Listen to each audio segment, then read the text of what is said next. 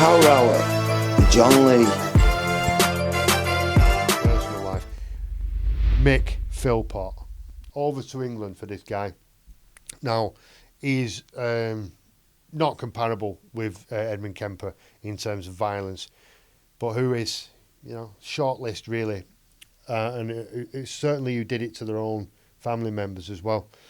So Mick Philpott, who's that? Fucking no mark. Absolute no mark. What we used to call a scally back in the day. Scallywag. It's called now chav in England. We use the word chav.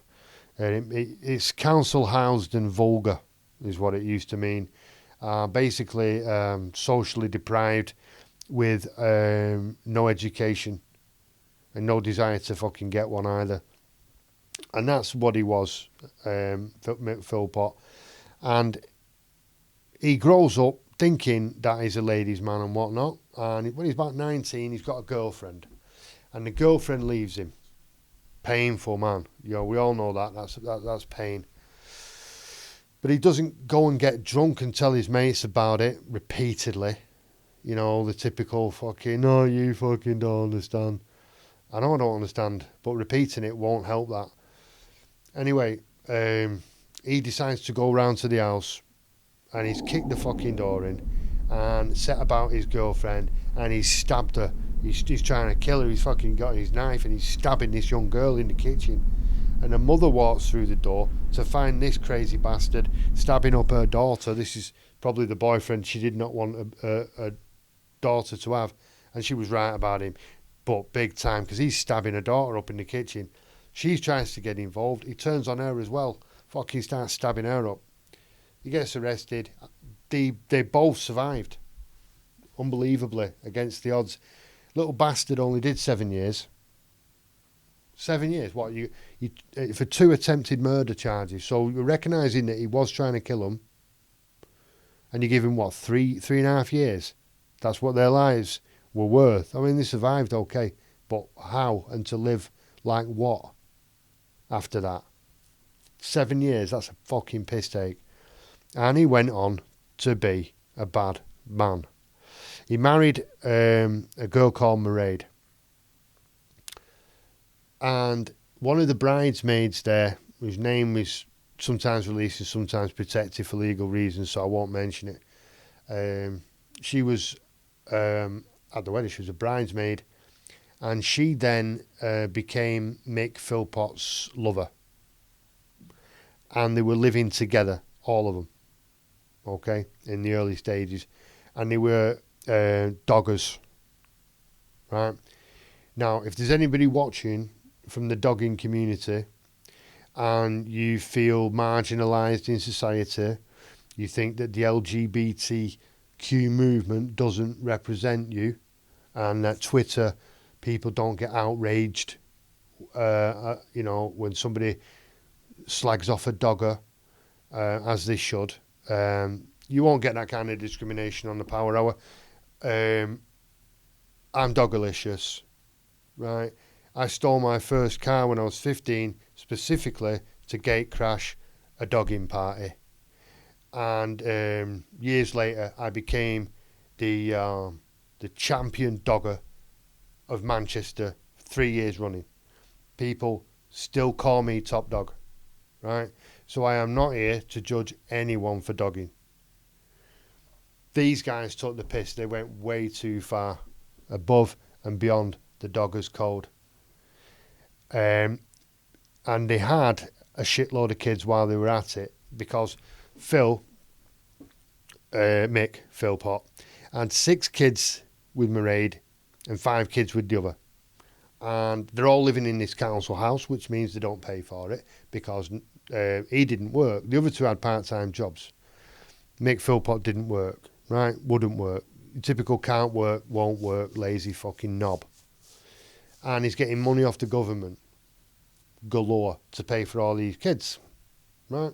Kids seem happy and well adjusted, but that's because they've got these 2 women in the house doing everything they can apart from working and looking after this gobshite. They're fucking, looking after all these kids, keeping them clean, keeping them fresh, beautiful kids. Popular, well-adjusted, polite young people. with a tremendous future despite this fucking scumbag. And so he becomes famous because of a documentary about people like that, people who won't work, people who milk the system. And a woman called Anne Widdecombe, who's, you know, a tiresome little twat in her own right, but she went round to his house basically with a camera crew. It was all arranged, and they're making a documentary, and she's challenging him on his behaviours and his attitudes because he's not working and he won't work and he's got all these kids, and he's kicking off bigly about wanting a bigger council house and he's not getting anywhere with that. And so he's got this tremendous sense of injustice, entitlement. He's an injustice collector. And that's, you know, the basis for the programme. And during the programme, she's challenging him on things like this, and he's so misogynistic, you know. I mean, you can't just call her a dickhead. No, it has to be a woman-based insult. You know, the reason you don't like me is because you're a woman. It's not because we've got a personality clash or we disagree on things or because I'm a dickhead. Heaven forbid that. No, it's because you're a woman and women are and women do. You know, sexism, pure and simple. And they're in the pub, actually, at one point, and she calls him a coward. It is provocative language. And his response is priceless. He says, I'm not a fucking coward. I'll show you who's a coward. Get outside. So what? So you're demonstrating that you're not a coward by demanding this woman, who must be 60 years of age anyway, get outside on the car park while you knock shit out of her. That's how you can demonstrate that you're not a coward, by doing that. So from that, he gets onto the Jeremy Kyle show, which is the lowest of the low, the fucking, you know, scraping the barrel, absolutely awful. It's like the British Jeremy Springer show from back in the day. And you get the fucking numpty squad on there, can't find your ass with both hands, absolute dipshit, fucking going on the Jeremy Kyle show, you know, to shout about who shagged whose brother and who took photos of it and put it up outside the fucking supermarket. It's all that, you know what I mean? Typically wearing, like, girls with, like, you know, the side pony and the fucking leopard skin tights or whatever the fuck, leggings, all that kind of crew.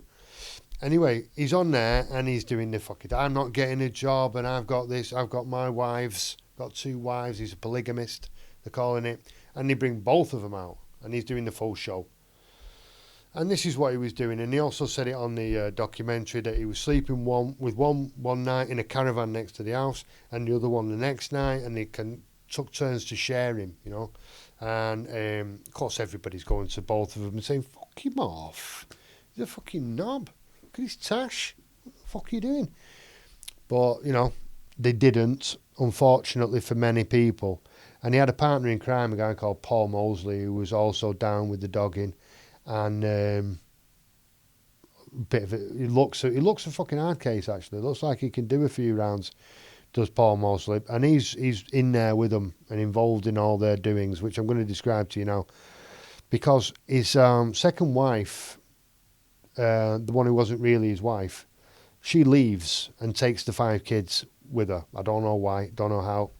Everybody was glad about it. Everybody who cared about her, fucking nice one. So he now, he's pissed off because that's his council house up in smoke.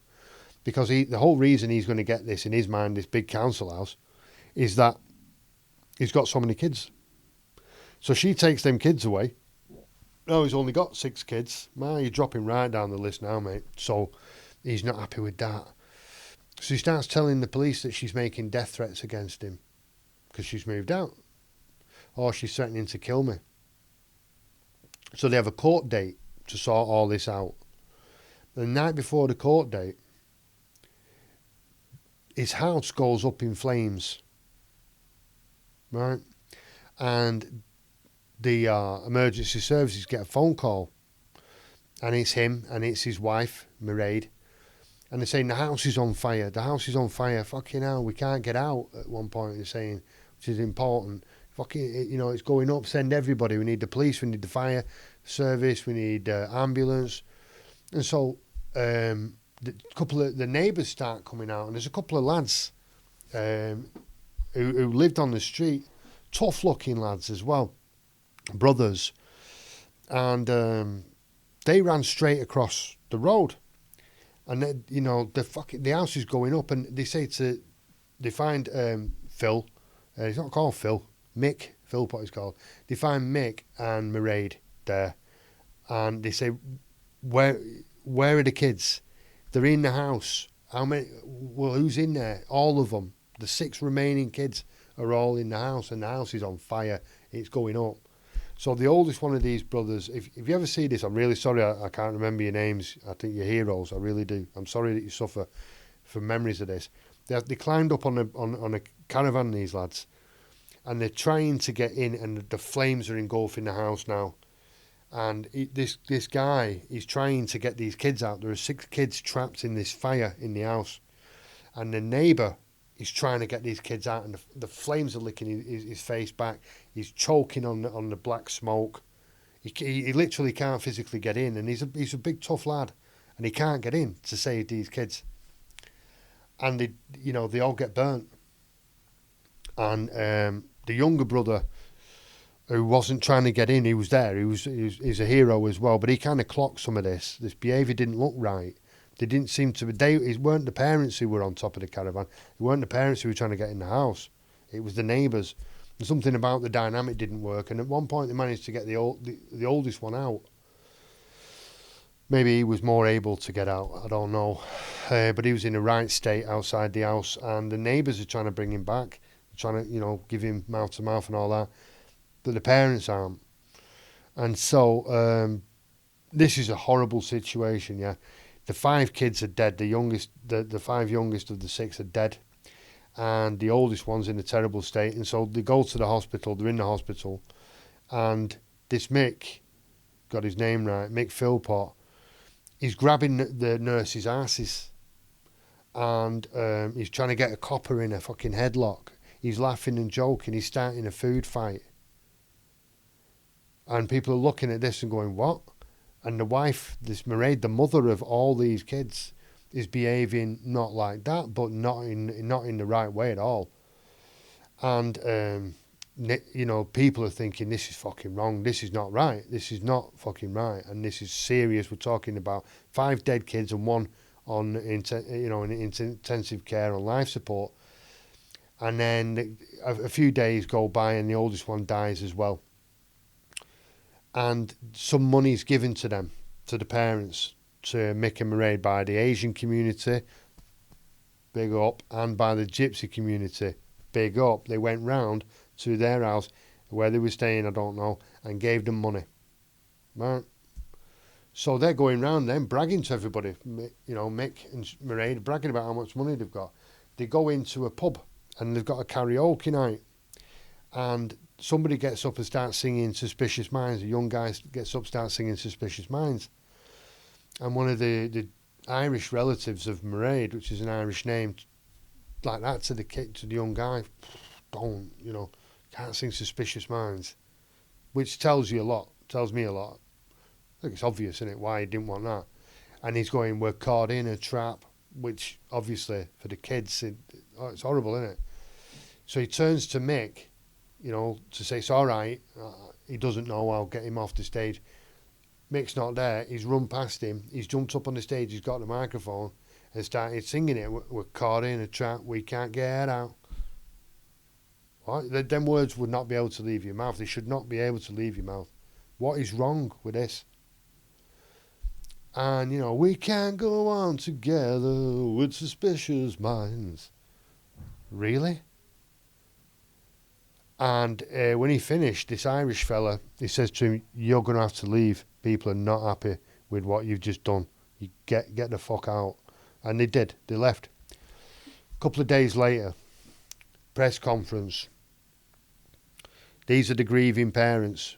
Table, police, journalists, components of a press conference. And the performance that we're treated to is horrendous. It's fucking awful. He's not crying. There are no tears coming down. He thinks it's some kind of fucking Academy Award. He's thanking everybody. He thanks the police. He thanks the fire service. He thanks the ambulance people.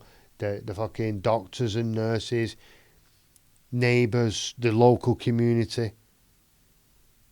According to you, mate, somebody poured petrol through your letterbox and set your house on fire and killed 6 of your children. Do you want to mention that? He didn't mention the kids. He didn't mention the fact that somebody had burnt his house down and murdered his kids. You murder my kids. Yeah? You'll find out how small this fucking planet can be. Yes? I am not going to forget to mention that when I'm talking to the press and the public and the fucking police about it. Didn't even mention it. And so everyone's thinking, there's something wrong here. And they start recording them, tapping the phones, tapping every room wherever they go.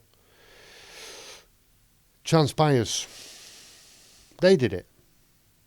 If that wasn't obvious already. For whatever convoluted reasons, attack the ex-wife, get the other kids back, get a bigger house, whatever the fuck was going on. Paul Mosley, Mick Philpott, Mick Philpott, hatched the scheme to burn the house down. And so they did. And they doused the hallway in petrol. And the banister had been, lacquered with bolt fucking varnish. And then they set fire to it. And it went up. And they burnt the house down. And they killed their own children.